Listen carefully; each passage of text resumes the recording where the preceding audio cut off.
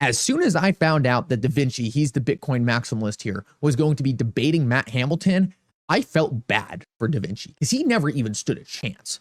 Matt Hamilton is one of the smartest people in the room when it comes to cryptocurrency. And he got absolutely smoked in this entire interview. It was comical. I highly suggest that if you have any worries about like, oh, is XRP going to be able to exist? Is XRP going to be okay? You watch this entire interview. But I want to play you a couple clips that just let you know when it comes to fundamentally understanding the value behind XRP Ledger and XRP in comparison to Bitcoin, it's not even close. And when you start to understand that most of the people in cryptocurrency simply don't even understand cryptocurrency itself, that's when you start to understand how far ahead the XRP community is. Listen up to this. This is going to blow your mind.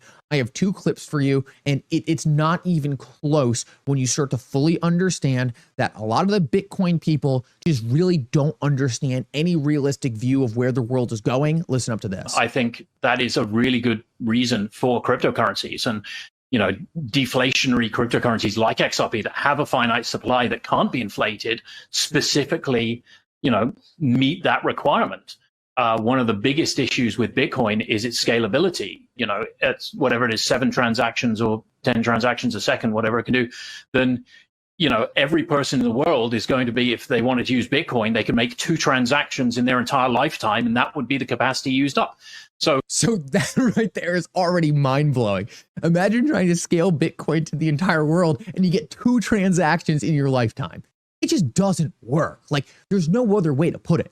I'm bullish on Bitcoin. I love Bitcoin. I don't have any issues with Bitcoin. But to think it's going to be this world currency that everyone's going to use, I mean, look at his face right here. Look at Da Vinci's face. He's like, oh, I never thought about that. And of course he didn't think about it. All they see is Bitcoin number go up. They don't take into account what the future is actually going to look like. But let me keep going.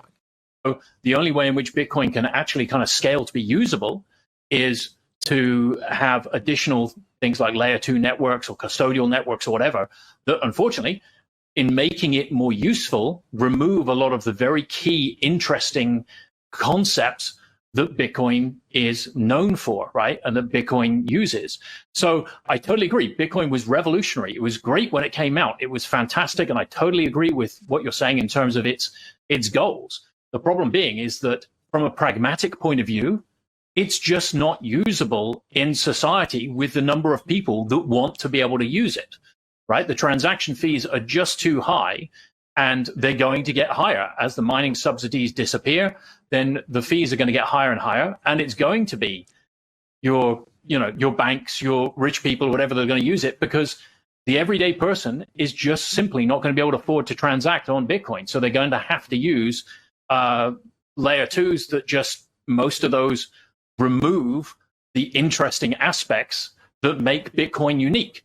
And so you might as well use something instead that is far more pragmatic with this approach. And like I said, the XRP Ledger was created by Bitcoin developers who understood this, right? That is why they created the XRP Ledger, because they understood this.